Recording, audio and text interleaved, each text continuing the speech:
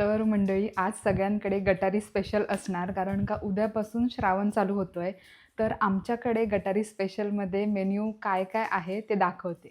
असं आहे की मम्मी चिकन नाही खात, सो तिच्यासाठी हे बोंबील आणि बांगड्याचं सार. चिकन वडे नसतील ना तर गटारी केल्यासारखी वाटत नाही. सो आमच्यासाठी काय आहे, इथे चिकन आहे, एकदम पातळ नाही आहे आणि एकदम घट्ट पण नाही आहे. वड्यांसोबत मस्त असं ग्रेव्हीमध्ये ही कलेजी फ्राय करायची आहे. सोबत इथे खेकड्याचं सुकं पण बनवलेलं आहे.